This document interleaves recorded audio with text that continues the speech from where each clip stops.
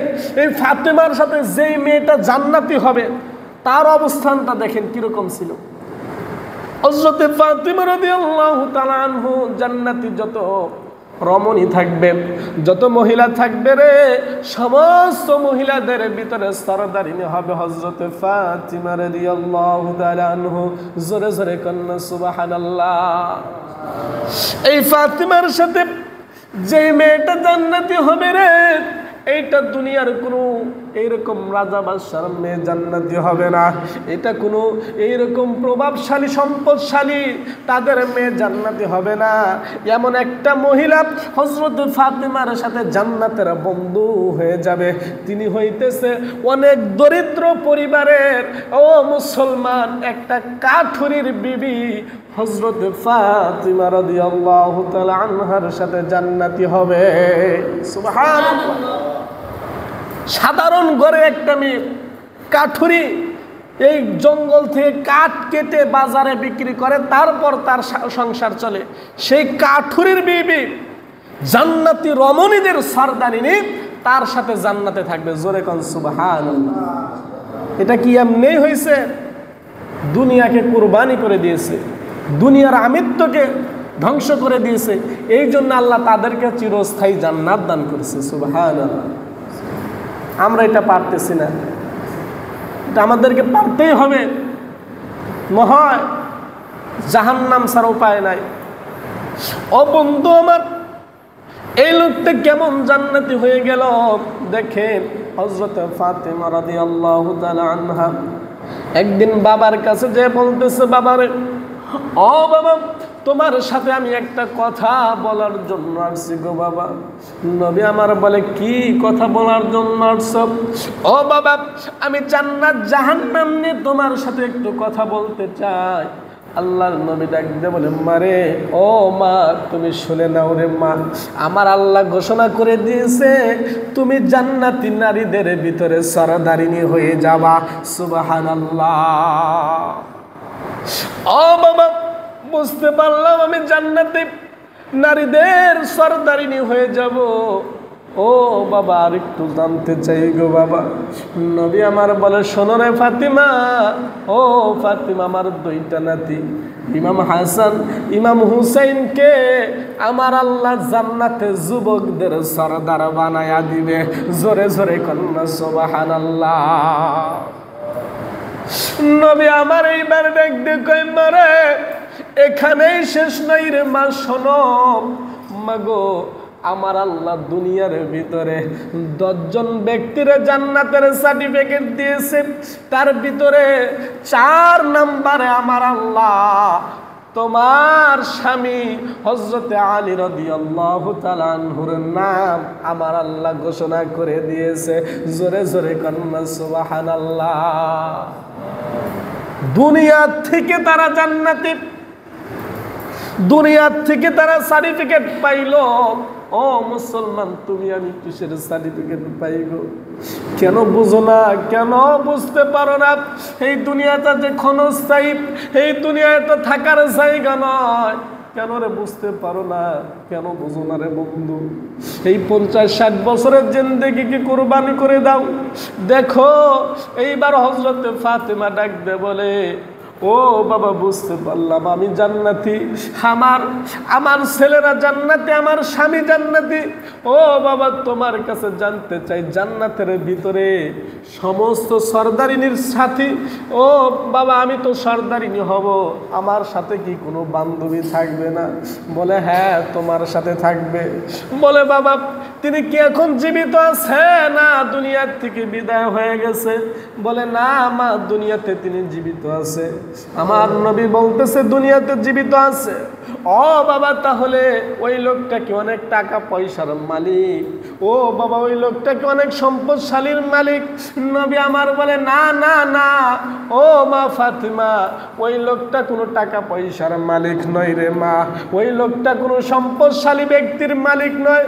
ও মা শোনো, সাধারণ ঘরে সাধারণ পরিবারে থাকে। ও মা, কাঠুরির বিবি তোমার সাথে জান্নাতে থাকবে। জোরে জোরে কন্যা সুবহানাল্লাহ। হযরত ফাতিমা অবাক হয়ে গেলেন। হযরত ফাতিমা বললেন, বাবা কি শুনাইতেছ? সাধারণ কাঠুরির বিবি কোন আমলের জন্য জান্নাতি নারীদের সরদারিনীর সাথে বন্ধু হিসাবে থাকবে? বলে, ও মা, আমি জানি না কোন আমলের কারণে আল্লাহ তাকে এত উচ্চ মাকাম দান করেছে। এইবার ডাক দে বলে, বাবা তাহলে আমি ওই মেয়েটাকে জীবনে একটা বার চোখে দেখতে চাই গো বাবা, একটু কথা বলতে চাই। নবী আমার ডাক দে বলে, মারে, আমার আল্লাহ জান্নাতে যেই নিয়ামত দেবে ওই নিয়ামত দুনিয়াতে কখনো দিতে রাজি না। আমার আল্লাহ তোমার জন্য এটা জান্নাতে খাস করে রাখছে, এটা তো দুনিয়াতে দিবে না। বলে, বাবা গো, ও বাবা, আমার দিলে বড় চায় আমার সাথে যে জান্নাতে থাকবে তাকে একটাবার দেখার জন্য মনে খুব ইচ্ছে জাগতেছে। এমন সময় আমার আল্লাহ বলে, বন্ধু, আমি ঘোষণা করেছি জান্নাতের নিয়ামত দুনিয়াতে দিব না। ও বন্ধু, তারপরেও জান্নাতি নারীদের ভিতরে সরদারিনী আবৃত্তি করতেছে, দাবি করতেছে। ও বন্ধু, আমি বলে দিতেছি ঠিকানাটা, ওই ঠিকানা বলে দেন। তিনি যদি ওই বাড়ির আশেপাশে ঘুরে তারপরেও যদি তার মন দিলটা একটু শান্ত করতে পারে, তাহলেই তিনি এইরকম শান্ত হয়ে যাইবে। এইবার নবী আমার ডাকবে বলে, ও মারে, অমুক গ্রামে অমুক একটা কাঠুরি আছে, তার বিবি তোমার সাথে জান্নাতের বন্ধু হয়ে যাবে। আবার মুসলমান ভাইরা একটু নজর করে দেখেন কোন আমলের বিনিময়ে কাঠুরির বিবি জান্নাতি হবে রে, একটু দেখেন। এইবার হযরত ফাতিমা নবীর দরবার থেকে বিদায় নিয়ে সোজা যাইতেছে কাঠুরির বাড়ির সামনে চলে গেছে। কাঠুরির বাড়ির সামনে যাইয়া দরজার সামনে থাকে এরকম ভাবে সালাম দিছে, আসসালামু আলাইকুম, আসসালামু আলাইকুম। এইরকম ভিতরে থেকে সালাম দিতেছে, সামনে থেকে সালাম দিতেছে। একবার সালাম দিছে কোনো জবাব নাই, দ্বিতীয়বার সালাম দিছে কোনো জবাব নাই, তৃতীয়বার যখন সালাম দিছে বলতেছে, ঘরে কি কেউ নাই? আমি হইলাম নবী, আখেরি নবী, বিশ্ব নবীর কলিজার টুকরা হযরতে ফাতিমা আসছে, বাড়িতে কি কেউ আছে? এইবার ভিতরে থেকে সালামের জবাব আসে, ওয়া আলাইকুমুস সালাম ওয়া রাহমাতুল্লাহি ওয়া বারাকাতুহু। এইবার বলতেছে, ও তোমাকে আমি 3 বার সালাম দিলাম, কেন তুমি সালামের জবাব দিলা না? বলতেছে, কষ্ট নিবেন না, আমি এমন একজন মেয়ে, আমি অপর নারী কোনো পুরুষের সামনে যাই না, আমার স্বামীর নির্দেশ ছাড়া কারো সাথে কথা বলি না। তবে আপনি আমাদের দয়ার নবী, মায়ার নবী, আখরি নবীর মেয়ে, এই জন্য আপনার সালামটা ফিরাইলাম। বলে, ঠিক আছে, এইবার দরজাটা খুলে দাও, আমি তোমার সাথে একটু দেখা করতে চাই। মেয়েটা কেমন মেয়ে রে, একটু নজর করে দেখেন। বলতেছে, না না, ও নবীর মেয়ে ফাতেমা, তুমি নবীর মেয়ে হতে পারো, শোনো রে, আমি তোমার সাথে দেখা করতে পারবো না। এইবার ডাক দেখা, হযরতে ফাতেমা কি বলতেছো? তুমি আমার সাথে কেন দেখা করতে পারবা না? বলে, শোনে না, জেনে নাও ও ফাতেমা, আমার স্বামী ব্যতীত অন্য কোনো পুরুষ বা মহিলা মানুষ নারীর সামনে আমি যাই না। জোরে জোরে কন্যা সুবহানাল্লাহ। অন্য কোন পুরুষ বা নারী, মেয়ে মানুষ যাই হোক না কেন, কারো সামনে আমার স্বামী ব্যতীত, স্বামীর অনুমতি ব্যতীত কারো কাছে যাই না। এইবার হযরতে ফাতেমা সাথে সাথে অবাক হয়ে গেলেন, হায়রে কি আমল তার ভিতরে, স্বামী ব্যতীত কারো সামনে যায় না। বলে, তাহলে কি করব? আমি যে তোমাকে একটা নজর দেখার জন্য আসছিলাম, এরপর তোমার একটা খুশির সংবাদ দেওয়ার জন্য আসছিলাম।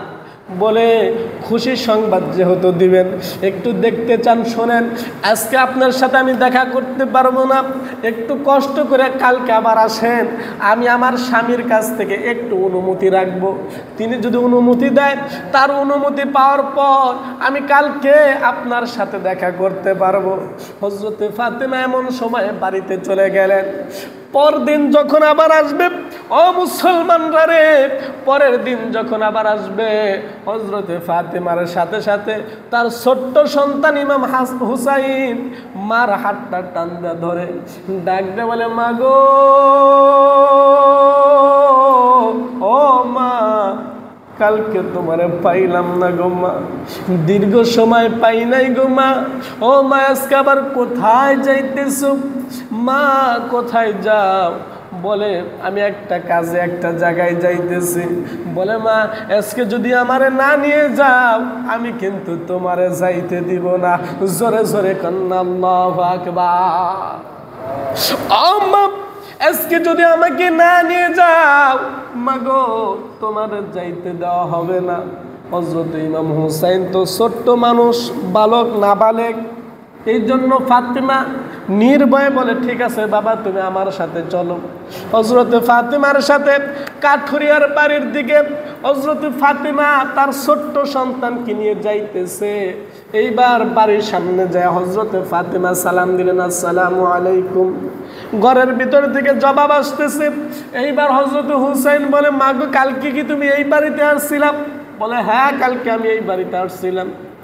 এমন সময় দরজা খুলে না, ঘরের দরজা বন্ধ, ঘরের দরজা বন্ধ খুলে না। হযরতে ফাতেমা বাহির থেকে বলতেছে, ও কাঠুরির বিবি তুমি কিসের জন্য দরজা খুলতেছো না? তুমি দরজাটা খুলে দাও, আমি তোমার সাথে দেখা করব। বলে না না আমি দেখা করতে পারবো না। বলে কেন তুমি কি তোমার স্বামীর কাছ থেকে অনুমতি নাও নাই? বলে আমার স্বামীর কাছ থেকে আমি অনুমতি নিয়েছি তোমার জন্য, কিন্তু যে দেখতেছি সাথে তোমার ছোট্ট সন্তান ইমাম হুসাইনকে নিয়ে আসছো, ইমাম হুসাইন থাকলে তো আমি তোমার সাথে দেখা করতে পারবো না। দেখে তারা কেমন আল্লাহকে ভয় করে, ছোট্ট নাবালেগ শিশু নিয়ে আসছে। এরপরে বলতেছে এই ইমাম হুসাইনকে নিয়ে আসছো, আমি তোমার জন্য আমার স্বামীর কাছ থেকে অনুমতি নিয়েছি, তোমার সাথে দেখা করতে পারবো, তোমার ছোট সন্তান ইমাম হুসাইনের জন্য তো আমি এরকম অনুমতি নেই নাই, তোমার ছোট সন্তানের সামনে আমি যাইতে পারবো না। যাও তুমি চলে যাও, কালকে আবার আইসো, আমার স্বামীর কাছ থেকে আমি তুমি এবং তোমার ছোট সন্তানের জন্য অনুমতি রাখবো। আমার বন্ধুরা 2 মিনিট ওয়াজ শেষ করে দিব। এমন সময় হযরতে ফাতেমা এইবার বাড়িতে চলে যায়। পরের দিন যখন আবার আসবে এমন সময় তার বড় সন্তান পিছ ধরেছে। ইমাম হাসান বলে মা গো কোথায় যাও গো মা? মারে তোমারে না দেখলে তো আমার কলিজা ছটফট করে, কালকে পাইলাম না মা গো, তার আগের দিন পাইলাম না। ও মা আজকে আবার আমার ছোট ভাইকে নিয়ে কোথায় যাইতেছো রে মা? বলে একটা জায়গায় যাইতেছি বাবা।